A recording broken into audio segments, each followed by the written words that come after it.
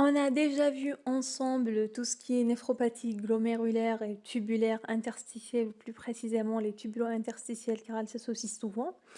Là, aujourd'hui, on va terminer avec, je vais dire, toutes les maladies qui peuvent toucher les constituants du rein, quand c'est le rein qui est la cause. Donc, on va parler de ces vaisseaux, des vaisseaux du rein, quand les vaisseaux du rein sont touchés.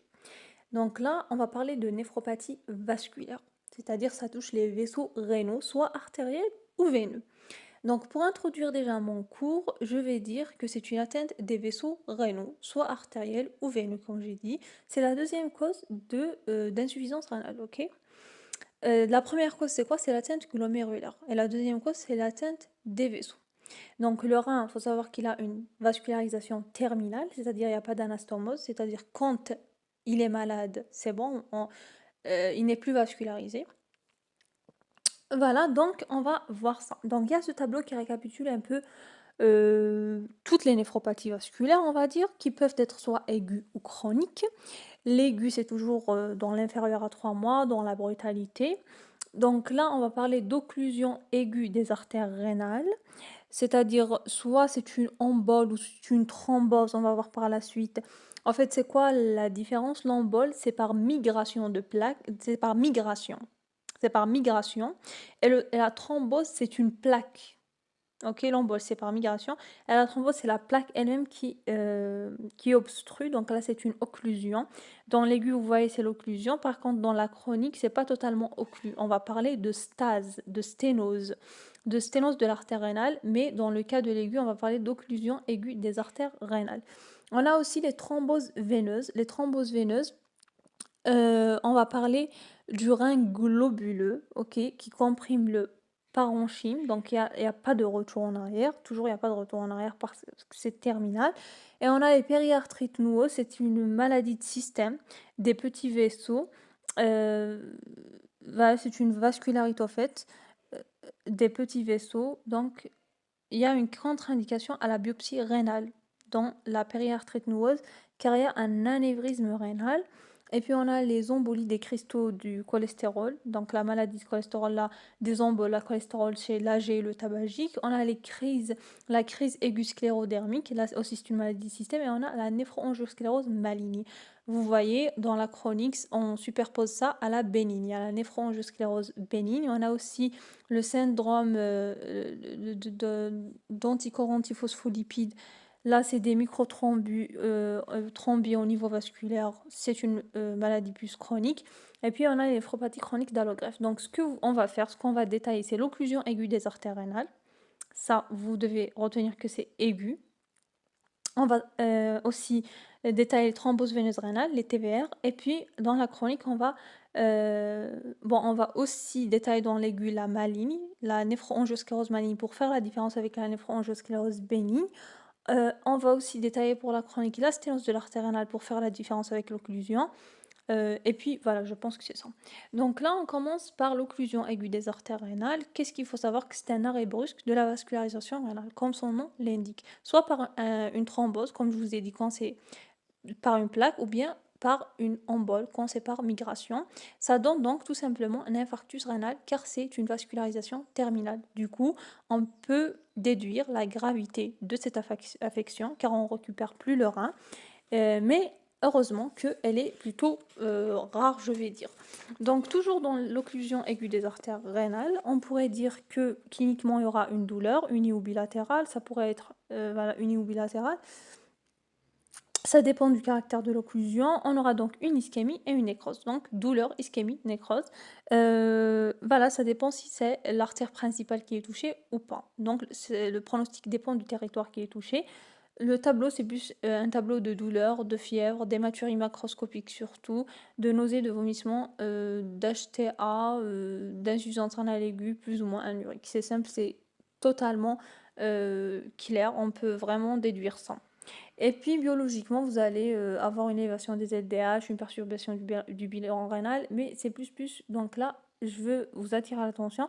Quand vous avez une douleur lombaire, faites un bilan rénal, ok? Pour écarter ça. Et puis là, vous voyez, diagnostic, plus dans toutes les insuffisances rénales aiguës, c'est un Doppler rénal. C'est radiologique. Vous allez faire un Doppler rénal.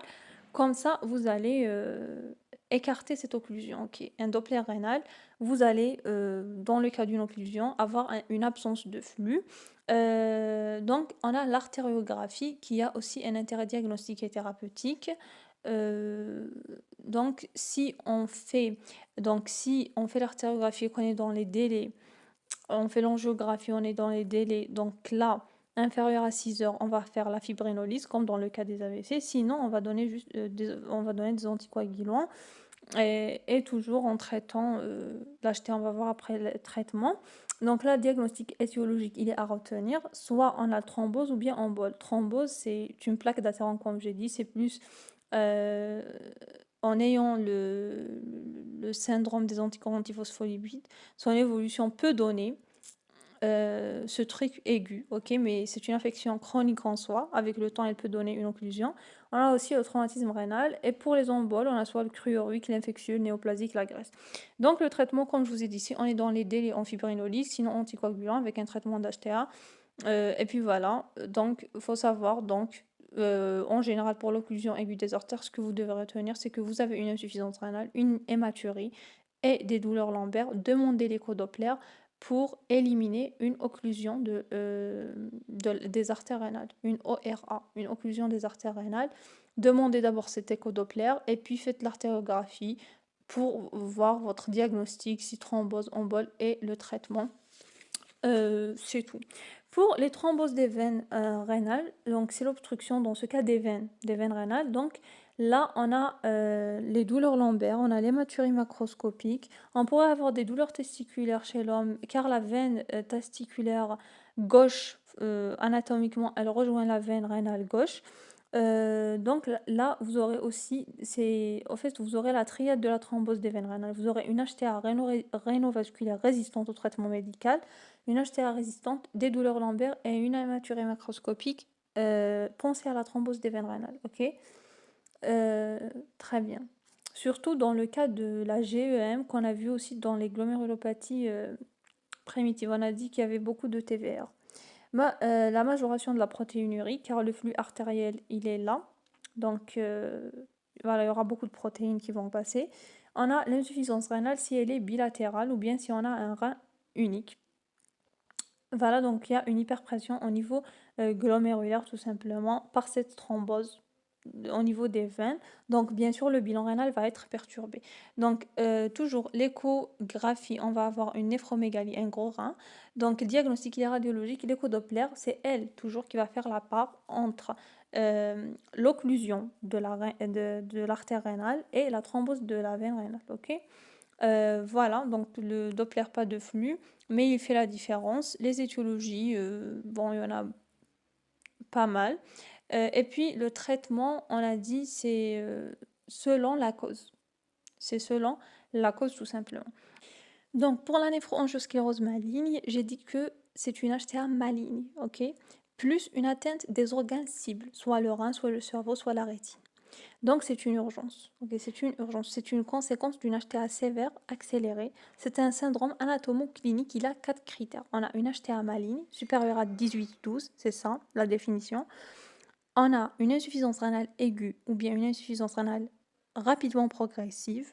Donc il y a un dédoublement de la créatinémie, un tableau de microangiopathie thrombotique et des lésions histologiques vasculaires. Donc dans ce cas, c'est bon, en théorie, on dit que c'est la biopsie qui fait le diagnostic, mais en pratique, il y a un risque d'hémorragie, donc c'est plutôt cette clinique, ce syndrome anatomoclinique qu'il faut retenir. Donc là, c'est un cercle vicieux, on a une HTA sévère, on a l'augmentation des pressions des lésions vasculaires mécaniques, bien évidemment. On a donc les facteurs favorisants, c'est la non-observance du traitement d'HTA, la prédisposition génétique, le tabagisme et la prise de médicamenteuse. Donc là, pour ce qui est de la néphroangiosclérose maligne, pour résumer un peu la présentation anatomo-clinique et biologique, j'ai dit une protéinurie abondante, une insuffisance rénale rapidement progressive ou bien aiguë, un retentissement viscéral sur les autres organes comme on a déjà dit, une déshydratation et les microangiopathies, l'anémie, la thrombopénie et tout. Très bien. Donc là, il faut savoir que j'ai dit le diagnostic de certitude, c'est la biopsie, mais on ne la fait pas parce que c'est risqué, il y a les hémorragies, donc ça reste probabiliste, clinique et biologique selon la planche qu'on a vue auparavant. L'évolution, elle est sombre, ok. Donc, c'est une urgence. C'est une urgence, c'est une hospitalisation urgente dans un milieu spécialisé, des voies veineuses, un rétablissement de la volémie, un traitement antihypertenseur, nicardipine par voie IV, si trouble de la conscience ou de la déglutition, en cas d'encéphalopathie hypertensive. Sinon, le traitement de choix, c'est les inhibiteurs du système rénine-angiotensine-aldostérone, IEC-ARA2. Ok, donc là, on a terminé avec tout ce qui est aigu. Retenez-moi que la maligne, c'est une urgence diagnostique, c'est une urgence thérapeutique, surtout, c'est une urgence thérapeutique, c'est une hospitalisation. Retenez que la thrombose des veines rénales, il y a une triade, ok. Et retenez que pour l'occlusion, c'est pas vraiment, voilà, c'est pas vraiment l'objet des questions d'examen et tout, c'est rare, mais retenez que c'est l'écho-Doppler, il va déjà faire la différence entre les thromboses et les occlusions de l'artère. C'est tout pour ce qui est des aigus. Là, je vais passer au chronique. Donc là, on vient de voir la maligne, on va voir la bénigne. La néphrangiosclérose bénigne, c'est l'objet de la chronicité. C'est un diagnostic d'exclusion qui est histologique, non pas clinique dans ce cas. C'est une néphropathie chronique vasculaire. Ok, c'est une complication rénale de l'HTA. C'est l'évolution chronique de l'HTA plus de 10 ans ou autre. C'est une HTA ancienne, plus de 10 ans, qui va précéder, cette néphrangiosclérose bénigne va précéder l'insuffisance rénale chronique. Ok, les facteurs favorisants, c'est la race noire, les antécédents familiaux, le tabac, l'obésité, etc. Au fait, pour la néphrangiosclérose bénigne, comme j'ai dit, vous aurez une insuffisance rénale chronique lentement progressive et des signes urinaires qui sont pauvres. C'est vraiment pauvre. C'est pas clinique comme on a dit, c'est histologique. Une protéinurie absente ou minime, pas d'hématurie microscopique et tout. Voilà, mais à part ça, il n'y a pas vraiment. Le traitement, c'est toujours un traitement antihypertenseur. C'est juste l'évolution un peu de l'HTA ancienne, avec des facteurs favorisants. Là, on va terminer avec les chroniques. Je vais juste rajouter la sténose de l'artère rénale. Le diagnostic, c'est toujours le Doppler. C'est la réduction du diamètre luminal. Donc, sténose, c'est une réduction du diamètre de la lumière de l'artère rénale. C'est une maladie rénovasculaire. C'est une HTA avec altération de la fonction rénale. Donc, il y a deux formes histologiques, il y a l'athéromateuse, il y a la fibromusculaire. Ok. Donc, l'évolution peut se faire vers l'occlusion. L'athéromateuse, c'est généralement l'homme, c'est généralement c'est la plus fréquente. Et puis, la fibromusculaire, c'est surtout la jeune fille qui a un problème au niveau du milieu du vaisseau. L'athérome, c'est à la superficie du vaisseau. L'évolution, c'est le risque, c'est l'occlusion de l'artère rénale. C'est une néphropathie ischémique qui évolue vers l'insuffisance rénale chronique. En fait, c'est une conséquence un peu de l'HTA. Là, la sténose athéromateuse, il y a des facteurs de risque cardiovasculaire et tout, il y a une HTA et tout. Là, par contre, pour la dysplasie fibromusculaire, là, c'est un problème de jeune fille. C'est pas la même chose, ok. Donc le traitement, c'est le contrôle de la pression artérielle, c'est de prévenir une insuffisance rénale chronique, etc. Donc retenez que l'occlusion, c'est aigu, la sténose, c'est chronique. Le syndrome d'anticorps antiphospholipides, c'est chronique. La maladie des emboles de cholestérol, c'est aigu. C'est tout ce que vous devez retenir dans ce cours, surtout c'est qu'est-ce qui est aigu et chronique. Donc si je résume un peu, retenez que les néphropathies vasculaires, on a les aigus, c'est l'occlusion aiguë rénale, l'artère rénale, la thrombose veineuse rénale, la néphrangiosclérose maligne et les emboles cholestérol. Chronique, c'est tout ce qui est néphropathie angiosclérose bénigne, sténose de l'artère rénale, le syndrome des anticorps antiphospholipides et l'allogreffe de néphropathie chronique. D'une néphropathie chronique, c'est tout.